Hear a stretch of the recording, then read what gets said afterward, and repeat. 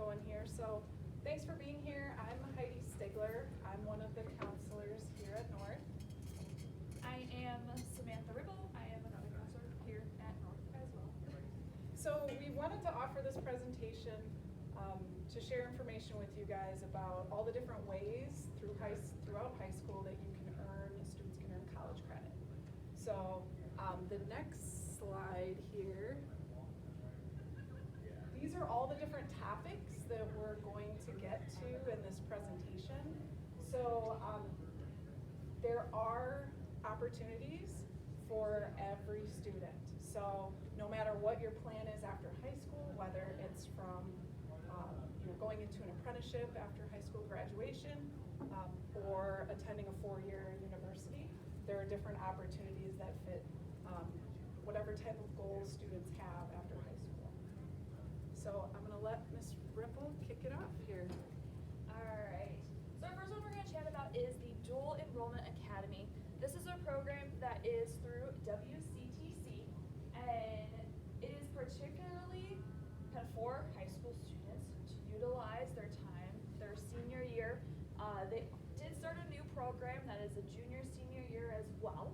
The majority of their programs are for your senior year, where you spend your morning at WCTC taking classes in that specific program that you are interested in. And so they have different 10 areas right now. Automation systems, criminal justice is a new one that they're starting next year, firefighter EMT, IT system specialist, tool and die, building construction trades, then they have an electrical focused one too. Pre-nursing, that is one of their new programs starting next year, and that is the program that you do at your junior and your senior year. Then they have an early childhood preschool credential, and then welding as well. And so kind of your trades, other areas that you can go through WCTC on. You would spend your morning at WCTC from 8 to noon, and you would take your classes there with that program.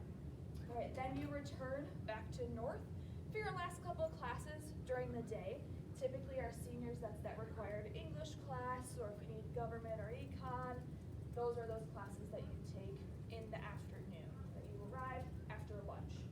This application process begins in February. This year's applications are due February 25th. It seems to be starting a little bit earlier this year, but it is that junior year that you apply for it for your senior year, or as I mentioned, if you're interested in the pre-nursing, you would start that your sophomore year and then do that your junior and senior year. Okay. You must be in good credit standing in order to do this. You must have a 2.0 GPA as well to apply. And so each program has a little pamphlet. So if one of those sparked your interest, we'll go through here. We have all of the pamphlets up here as well. They're really helpful because they go through how many credits that program is. So for example, building construction trade, 23 credit program. So your senior year of high school, you have 23 credits of college credit from WCTC. Okay. So it's really nice. It goes through the different classes that you would take your fall and your spring semester. It's kind of cut off here, but these little pamphlets, it shows you what you earn. So I have the welding fabrication one. You earn a fabrication certificate and a welding technician technical diploma. So you earn these before you even graduate, as you graduate high school. And so it can allow you to go out into that workforce. Each program is different. The electrician one is 21 credit. And so it's a variety. They kind of range 20 credits. The nursing one is the most with 30 credits on top of the criminal justice as well. Through this application process, a lot of these, there's differing in demand for them. They're telling us the criminal justice one is getting high demand this year going into that. And it's, you'll be with students all throughout Waukesha County. So it's not just Waukesha North students that you're in this program with, it's throughout the whole county. A lot of their more popular ones, firefighter EMT, another huge popular one as well. And so on top of this application process, you fill out this application, you get a parent guardian signature, we send your transcript. There is also a little personal statement that you have to write, and depending on the popularity of it, you may have to do an interview as well as part of that application process. You typically find out around May if you get in or not, but it's a great opportunity to go through, take college classes. A lot of these you can continue on through WCTC as well. The IT systems one in particular, the back of this has, okay, you have all these credits, you get these certifications, but it tells you what you need if you want to continue on. And so it kind of gives you those pathways that you can use after you finish this program. And so, trades, any of these interest you, it's a great opportunity to kind of continue to look into, because you get that good start of those college credits, but you also graduate high school with a certificate in these different areas as well that you can go straight into the workforce with, which is really nice too. There is a plethora of different options. If this is something that does interest you, the year that you apply, you have an information night that you attend that has professors, the people of the program there, that talk you through, show you a little bit more of, what exactly it is that they do. Before we move on, just something I want to mention, WCTC keeps revamping the programs that they offer. So every year it's a little bit different, so even if maybe this is something that you might be interested in, but they don't have the program, continue to look into it, because it changes and they could be offering more programs each year. So that does fluctuate. And I don't know if we mentioned it, but our district pays for these courses. So they're all covered by the school district. So they're free college credits. And if you guys have questions along the way, go ahead, raise your hand. We'll have time for questions at the end too, but if something comes up as we're going, just let us know.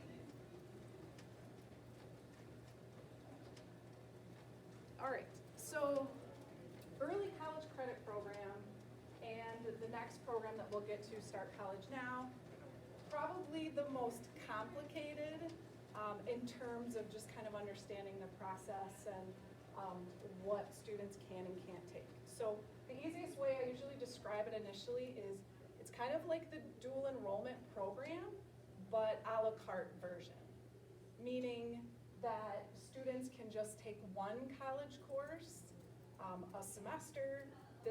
Students are eligible junior and senior year. Most of our students participate during senior year when they've got most of their high school requirements completed, but it is, occasionally we have juniors, it is open to juniors as well. It isn't as big of a commitment as the dual enrollment academy. You're in dual enrollment, you are committing to a full program and you're committing to 2 semesters, so the full year. Students apply by semester. So you fill out a new application for each semester. And this is to take college courses at our local universities. So our most popular ones are UW-Milwaukee at Waukesha, Carroll University. I have a student looking at going to Mount Mary next year for fashion courses. We occasionally get students who go out to the UW-Milwaukee downtown campus or Marquette. But our most popular ones are our closest universities. In order for college courses to be eligible at these universities, it has to be something that's different than what we offer in our school district. So, topics like the fashion I used as an example. We have one online course, so I worked with a student to find some different classes that would help her explore that area more, build her skills that are different that we don't offer here. So that's an example of something that would qualify, and courses that do qualify, our school district pays for them. So we cover the cost of those college credits as long as students pass their class. So students can max out through the early college credit program at 18 college credits.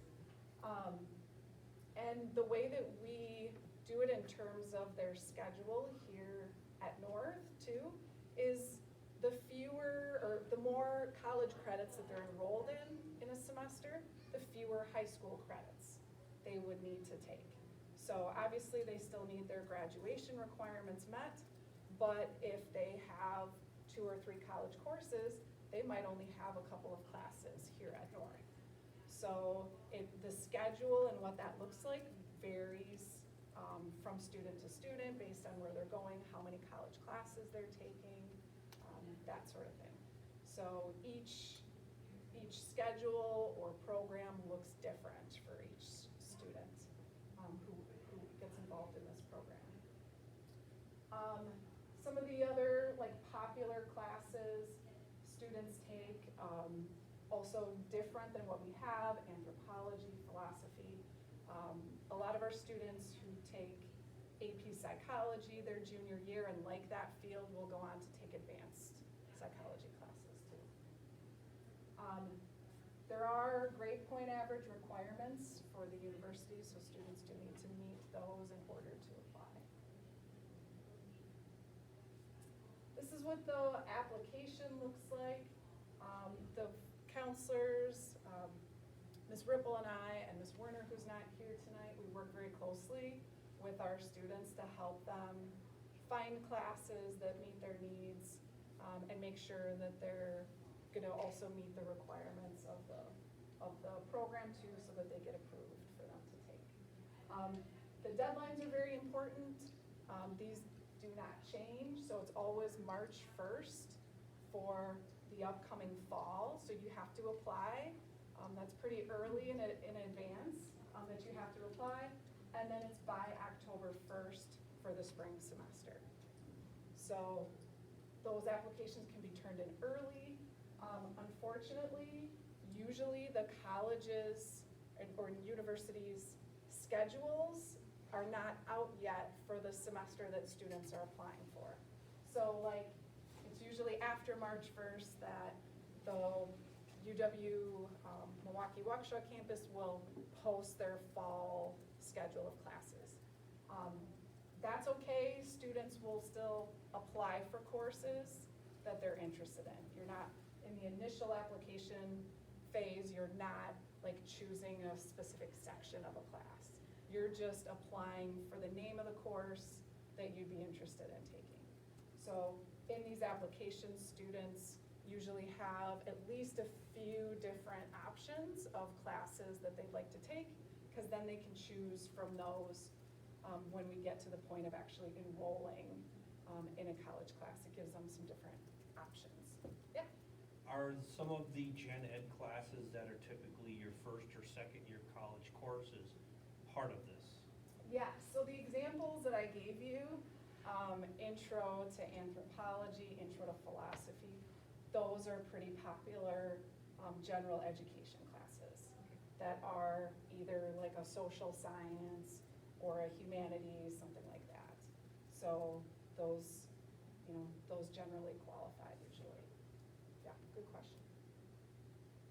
Yeah. Where could we find lists of classes that may qualify, or are there specific lists with the individual schools that are qualifying classes? Carroll University, they have a page on their website Okay. for early college credit. They do have a list of what's really like popular or common ECCP classes. It's not a full list because that's just too many options. Because it also depends on what's offered in your district. So this is a program that all Wisconsin students are eligible for. So that's probably the hardest part. Okay. Is figuring out what could my student take, what are they interested in, what could they take.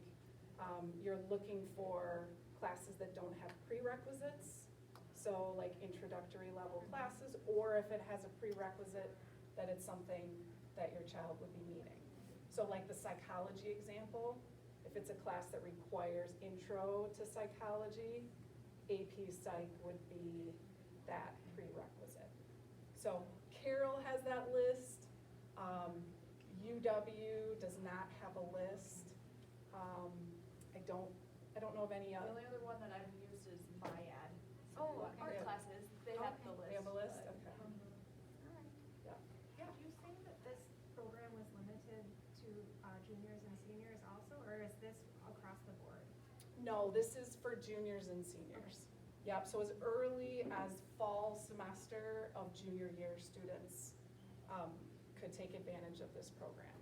It just gets tricky with, they have a lot of still high school requirements to take, so finding time to fit it in can be difficult, but yeah, it's available to juniors too. Yeah. How many, or what percentage would you say of students actually do this? I don't know, like as far as a percentage. Or I mean like half, or like 75% or 25%, you know? I would say maybe in the 15 to 20% range. Okay, so lower. Would you say, because because there's a lot of other opportunities too for them to take advantage of. We get quite a few students that apply. I would say maybe only 60% of the students who fill out an application actually enroll. Because there's a lot of, maybe they don't have transportation, you know, they have things that come up that classes can close before our students can enroll. So there's things that come up that impact that too. Okay. And, do you guys set up like meetings with each student? I feel like I've heard that like junior year maybe or something, do you Yep. do that? Yep, Kind so- of go through and, Mhm. So we do individual conferences starting pretty early in October of junior year. So we do those all through the fall semester. And we get in depth in these different opportunities based on the student's interest. And so that's why we were kind of targeting younger students to kind of start thinking about these things. yeah, because we'd almost need to like have a meeting to meet about it ahead of time, right? If they wanted to do something junior Yeah, year. if you wanted to do something junior year, then yeah, we would definitely want to, you know, to meet and talk about what classes Okay. might be interested in and plan for that. Yeah, good questions. Any others before we move on?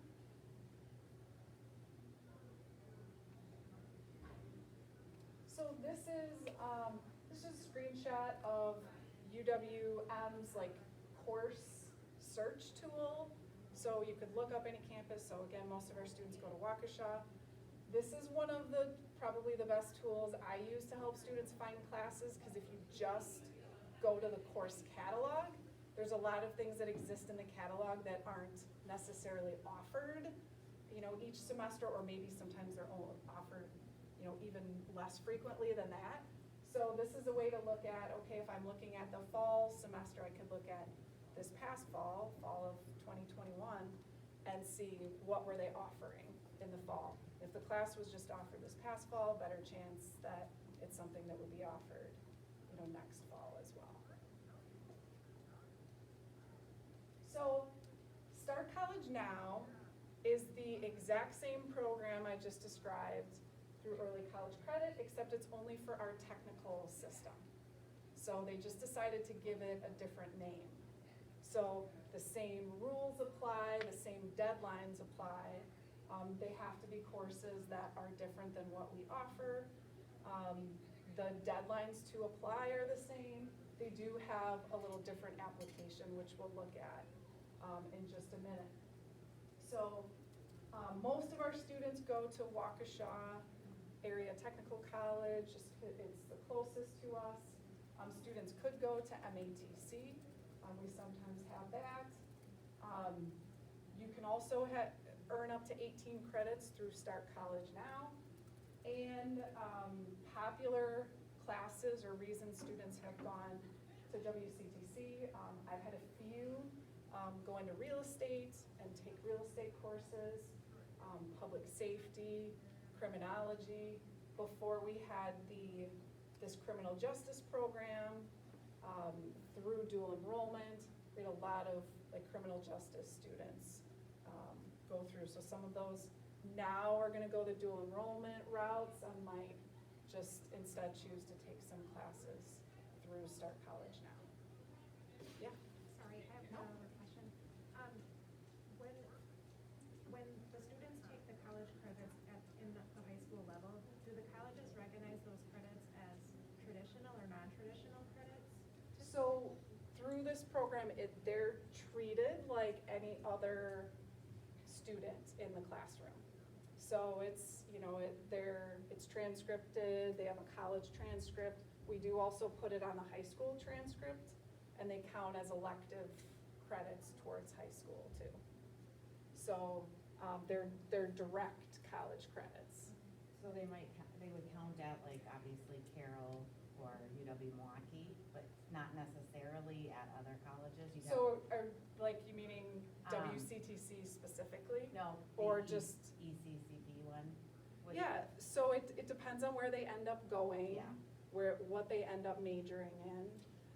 I do have students who, like juniors right now, that are going, okay, I'm looking at maybe going to Stevens Point or Parkside.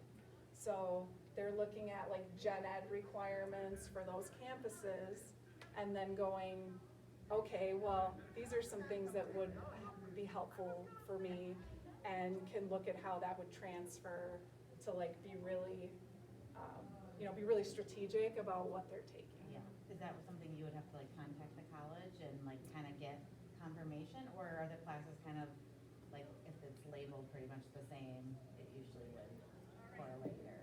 So, I mean, though, if you can't find the information, like some schools are better Yeah. at, at sharing that transfer information. There is a transfer tool too that I can share within Wisconsin, that you can use to check classes and how they transfer between Wisconsin institutions.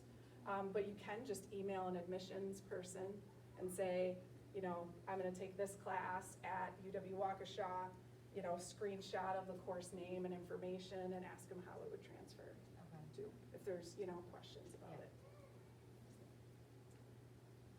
Anything else before we move on? Good questions. All right, I think you're up. Also with that too, one thing that one of my students just asked me is not only do they pay for the class, but they pay for your books as well. Because I know sometimes books can be a steep fee on top of the class alone. And so, and we have like kind of a bank of books within our district too that they kind of search and see if we have it from those popular courses that we've taken. The only one would be, we have students doing cosmetology. Yeah. So like consumable items or items that they would keep, they'd have to pay for. So like the cosmetology kits, they have to purchase those, and then they keep those items. Alright, so kind of going on a similar note with WCTC, we have transcripted credit.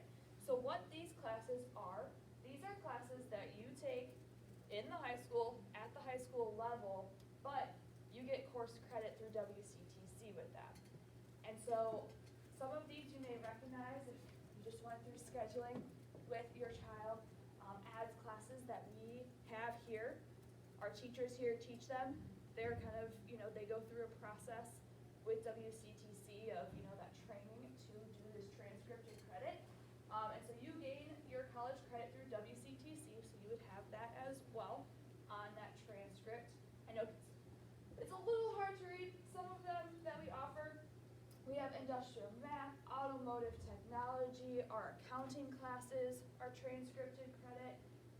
So a lot of like business ones, entrepreneurship, advanced marketing. We have some like culinary ones too. We have a baking for culinary class. That's a transcripted credit. Our assistant child care, child development classes are transcripted credit as well. And so, as I mentioned, these are classes that you sign up during scheduling, as we just did, and you take the class here with a North teacher, and you get that credit through WCTC through that process as well.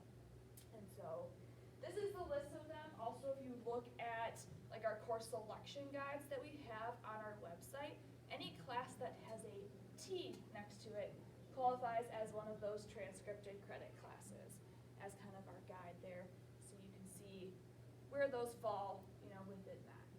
But there are offerings that here, so maybe you want some college credit, but with the previous offerings, you have to get yourself to one of those colleges, and you don't have transportation, but you still want to gather some of those, and you don't have to be any particular grade for some of these classes. You can take them 9th through 12th, and so it allows you to start gathering those college credits as young as your freshman year as well.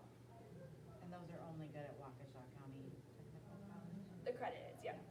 Yeah, that's where that college credit comes through. So you have that WCTC transcript. Any questions on these? I know these ones are kind of the self-explanatory ones. So. How many of you are familiar with AP program, AP courses? Okay, so we have a wide variety of AP classes. There's opportunity with the AP exam that students have the option of registering for. Those take place in May of each year. I'm the coordinator for AP registration and testing here at North. So one thing I wanted to show you that maybe you're not as familiar with is this credit policy search that you can use through, this is College Board's tool. So as students are exploring what their next steps are, maybe colleges that they might be interested in, this is a really helpful tool to see exactly how, a score of a 4 in the AP Bio exam, how many college credits that's going to translate to at different schools across the country. So we can do a quick example for you guys too. Does anybody have a university, college or university that you're interested in? I'm looking at the students now, maybe you can give me one.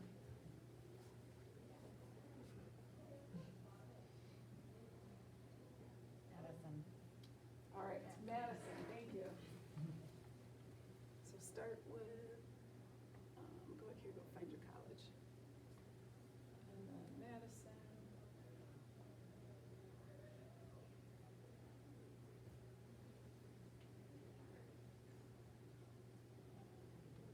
So Madison's actually, for as selective as Madison is, they're quite generous in terms of the college credits that they give students. So most require only a 3 to get some credit, depending on the course.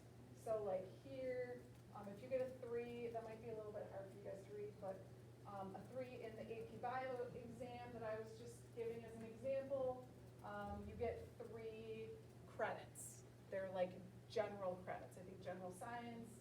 If you get a 4 or better, then it counts as a specific this course, whatever Zoo 151 is. So, but if we scroll down, you can see a 3 is the minimum for, I think, just about every exam that they offer. So that's good. The more selective a college is, typically, the more they may require a higher score on the AP exam in order to give credit. How is the AP exam scored? They're scored on a scale of 1 to 5. So with a 1 being the lowest, 5 being the highest. And is it like based on a percentage, like 90% to 100, like an A kind of is a? Yeah, so like a 5 would be extremely, extremely good. So 4 is still good, quite good. 3 is still, would be like, better than average.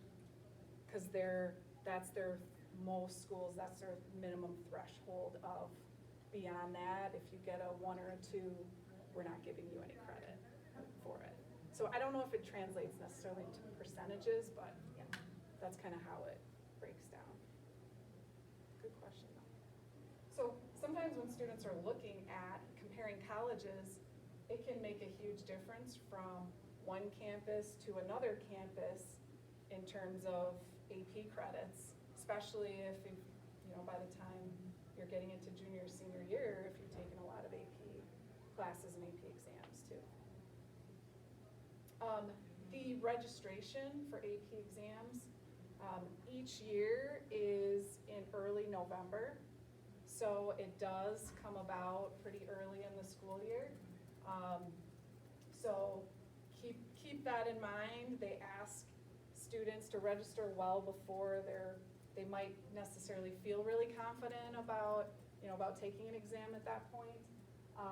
We do register students into early March, but then after that November deadline, then there's a late fee between that November and March deadline. It's also a two-step process too. So students will register in their College Board account. So that's typically done in class. Even if a student isn't choosing to take the exam for that class, they still should be enrolled in that AP class in their College Board account.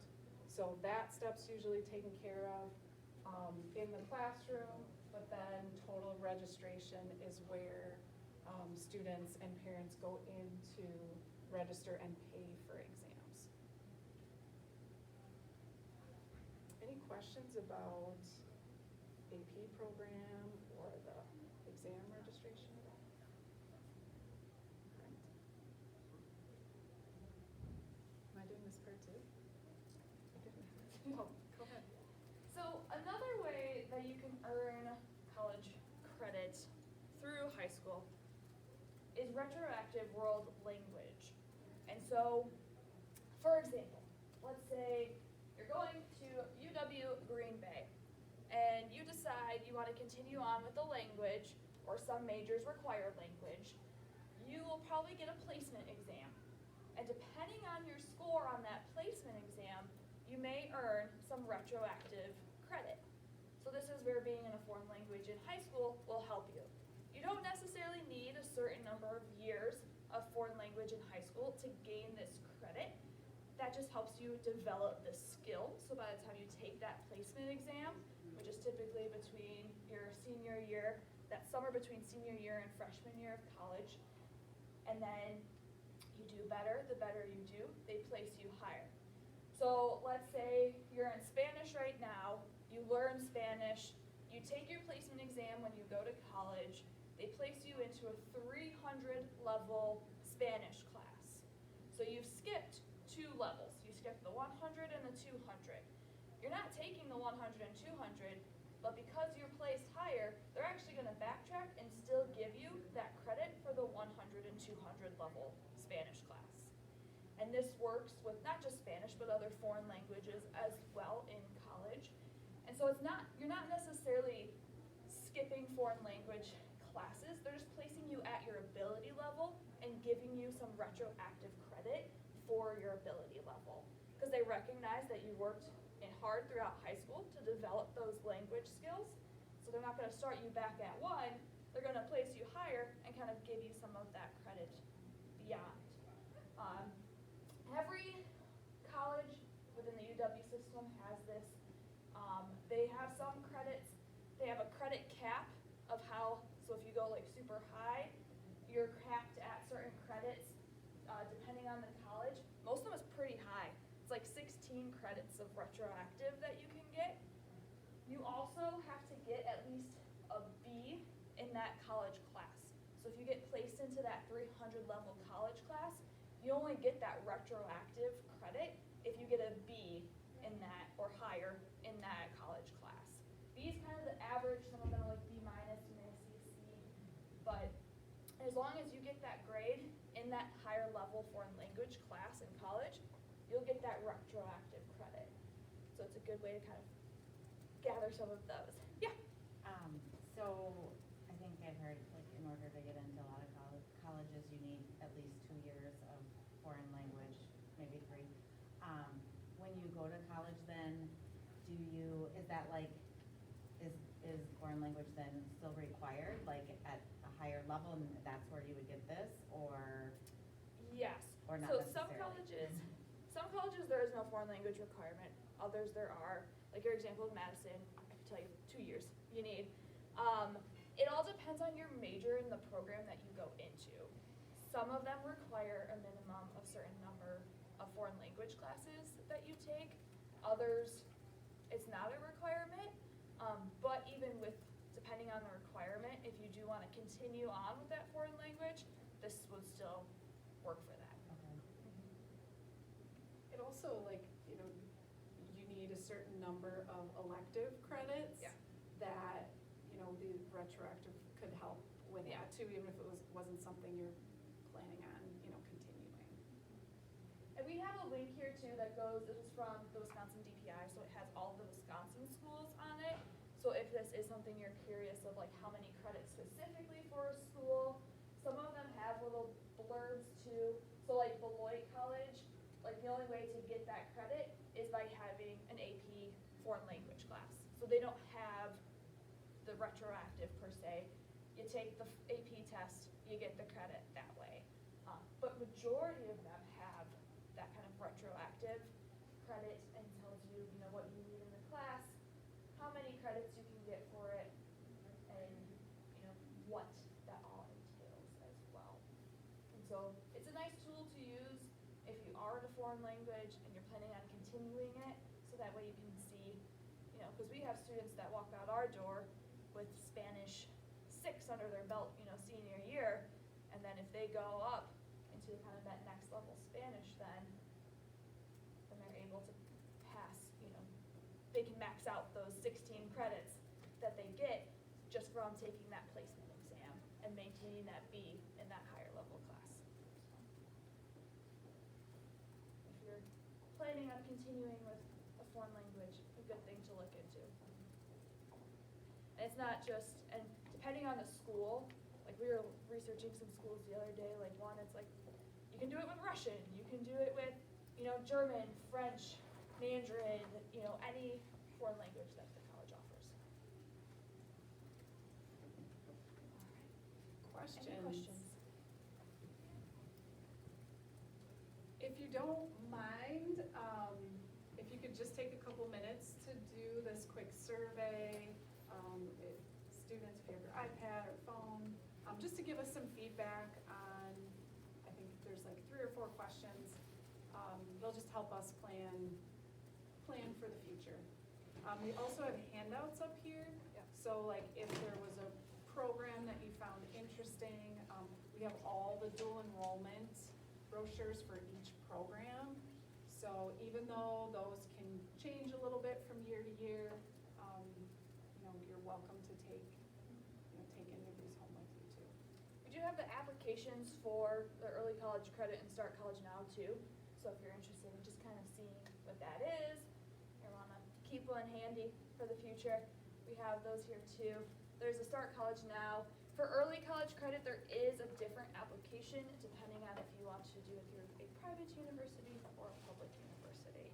And so we have both options as well. Also have AP registration information if there's anybody who still is interested in registering for AP exams for this May.